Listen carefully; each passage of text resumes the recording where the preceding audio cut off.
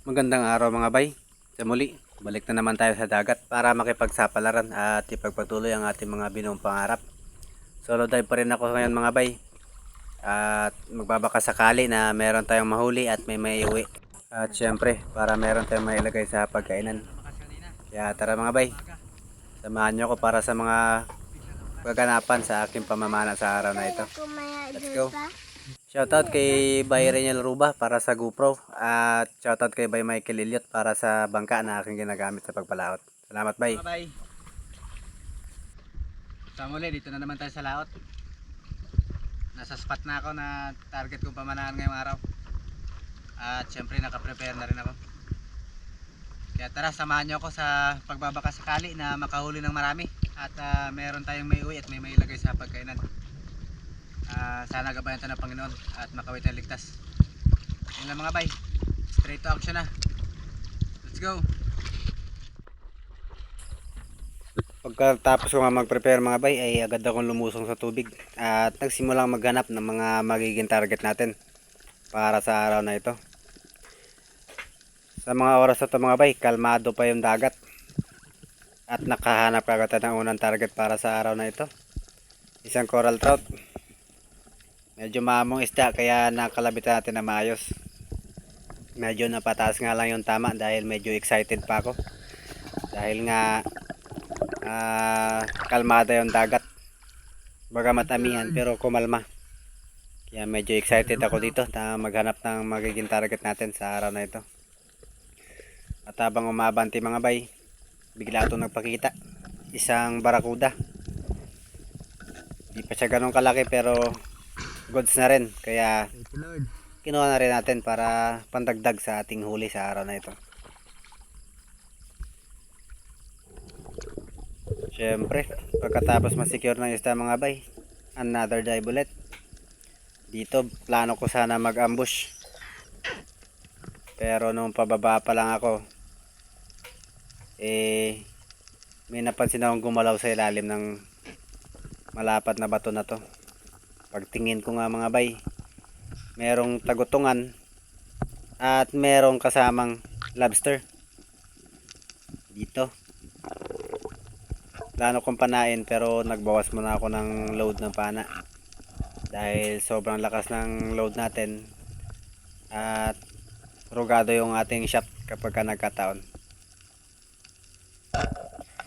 Sa mga baguhan pa lang dyan mga bay sa ganitong gawain sa pamamana, wag nyo pong susubukan na mag-unload o mag-reload dito sa ilalim ng tubig dahil napakadelikado.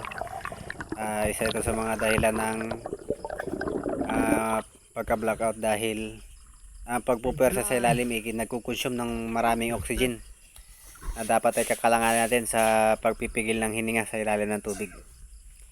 Anyways, nahuli natin yung lobster mga bay at pagkatapos ma-secure, panibagong dive na naman.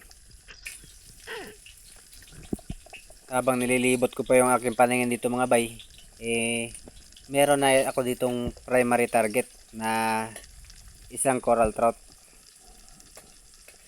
Naghanap-hanap lang muna baka sakaling merong mga pelagic na lumapit pero wala talaga, kaya bumalik tayo dito sa coral trout. At ayun, nakalabit natin mga bay at secured na ang ating pangatlong isda sa araw na ito mga bay. Thank you Lord. Stone shot yung tama ng ating pangatlong isda mga bay. Pagkatapos ko ma-secure, umabante ako at may nadaanan na naman akong panibagong target. Isa na naman coral trout mga bay. Napakaganda ng mga isda nagpapakita sa atin sa araw na ito mga bay.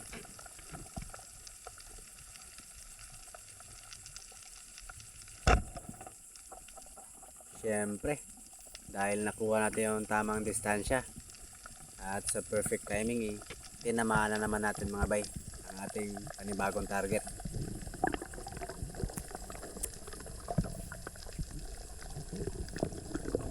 Sa pagkakataong to mga bay, dahan-dahan ko lang nararamdaman na gumagalaw na yung dagat.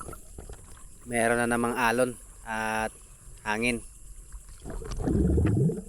Pero tuloy pa rin tayo sa paghahanap. Sa unahan lang konti. Nag drop down na ako dito mga bay dahil nakadapa sa may bato yung coral trout. At ayaw kong panayin ito ng drop shot dahil tatama sa bato yung ating shop. At delikado. Baka maganda dahilan pa na masira yung ating shop. Kaya ayun. Nakalabit na ulit natin mga bay. Konting distansya lang ng ating napapanahang isda. Pag-abante sa unahan ay meron naman ulit na nagiging target. Dito nga mga bay nagiging malakas na yung galaw ng alon, kaya nagdesisyon akong bumalik sa bangka dahil hindi na rin ako makapag hanap ng maayos na isda dahil medyo maagos at malakas yung alon, kaya nahihirapan ako. At syempre para na rin safety yung bangka natin, kaya bumalik na tayo at nagdesisyon akong lumipat ng pwesto doon sa medyo malapit sa mainland at medyo maliliit pa yung alon. Nandito kasi tayo sa labas mga bay. 9 miles yung layo natin galing sa mainland. At ang islang ito ay isa sa sikat na resort dito sa Taytay, Palawan. Pagkarating ko nga sa second spot mga bay, agad ako ng hanap ng isda at meron kaagad tayo na sumpungan. Grupo ng mga Yellow Dutch Trevally. At syempre, hindi tayo papayag na hindi natin mapitasan kahit isa. Good size na ito mga bay. Maganda na pandagdag sa ating mga huli ngayong araw. At pag-abante ko bay, ito, may sinilip akong bato dahil madalas ko ito makitaan ng Harlequin sweet lip. Pero dito, hindi ko inaasahan yung makikita ko sa ilalim.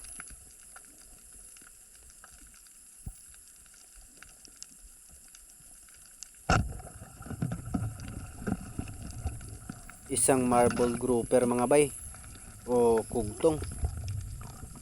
Hindi ko ina-expect na meron nag-aantay sa atin doon sa ilalim. Kaya nung makita ko siya hindi na ako nagdalawang isip at kinalabitan ko na kagad. Sayang din, tinira ko na, baka tirahin pa ng iba.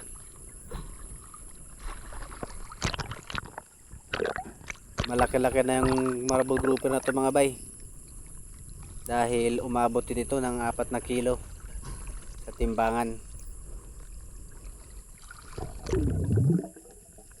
Dahil medyo malikot talaga yung alon mga bay kahit malapit na sa tabi, nagdesisyon akong pabalik ng bangka. At on the way, eto, nagdesisyon ako mag-drop pa ng isa, baka sakaling makadagdag. Kaya dumiretso lang sa may ledge ng bahura na to. Ambush yung ating gagawin dito. Pagkababa ko nga, meron kagad ako napansin. Dalawang Spanish flag snapper mga bay. Malalaki na rin yung dalawa. Kaya inantay ko lang tamang pagkakataon na may lumapit kahit isa sa kanila. Baka sakaling makalabitan natin at maidagdag sa ating mga huli sa araw na ito.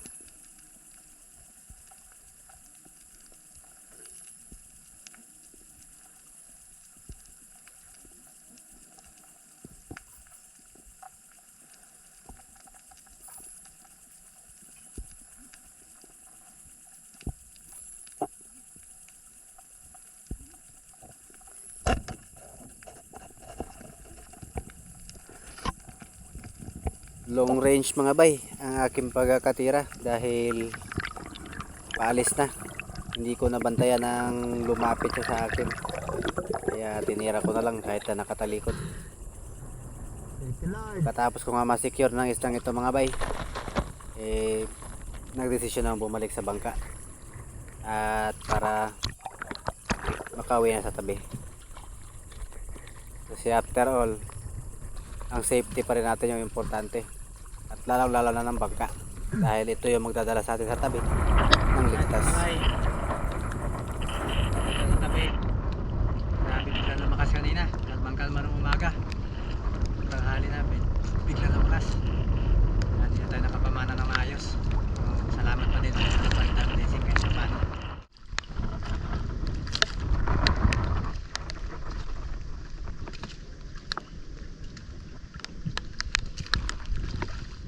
Siyempre, pangulam natin mga bay. Malaki-laki na to mga bay. Panalo pang ulam. Right. Meron pa rin tayo mabibenta. Meron tayo paniguradong panlagay sa pagkainan. Salamat sa Panginoon. Tuloy na ako para makauwi na. On the way pa uwi mga bay, dinaanan ko na yung aking mag-ina. Dahil ilang araw din silang tumambay kilabyanan. Nagkaroon ng konting problema. Pero wala namang problema na hindi na aayos kung mapag-uusapan. Siyempre, meron na tayong mga kasama sa ating pagkain sa ating hapunan sa araw na ito. Kain ako maya dyan pa. Kain ka yan? Kain ako yan. Ha? Kain ako yan. Ano yan? Anong tawag dyan? Ano? Shoutout muna tayo sa mga masusugad natin mga supporters dyan. Lobster. Kay Bay Nuno Guys Vlog. Shoutout sa'yo Bay. Romulo Rosales. Rosales family ng Goa, Camarines Sur. Kay Sir Oli Adventure from Toledo, Cebu. Maraming salamat sir. Kay COC Supercell Dindo Altichi ng San Fernando, Masbate. Shoutout sa'yo bay. Maraming salamat sa suporta. Siyempre kay Inday Jason Vlog. Maraming salamat din sa suporta bay. Rosana Villahermosa. Kay Kabady Rai TV from Bicol. Kay Sir Leopoldo Orsal at kanyang asawa na si Marilo Dilarama from Quezon City. Maraming salamat sa inyo sir. Mabuhay pong pamilya nyo. God bless. At kay Tata Ontoy Puji. Shoutout sa iyo sir. At shoutout din sa Umayana family from Antique. Shoutout po sa inyo. Yan ang mabay. At laman. Higit sa lahat po, shoutout kay Kasalom TV. Shoutout sa iyo, bay. Maraming salamat sa inyong suporta. Sa muli, maraming salamat mga bay sa inyong pagsama sa akin, sa aking pamamana sa araw na ito. Sa mga bago sa channel ko, huwag niyo po kalimutan i-hit yung like at pa-subscribe na rin para updated kayo sa mga video na i-upload ko kagaya nito. Hanggang sa muli mga bay. Peace out.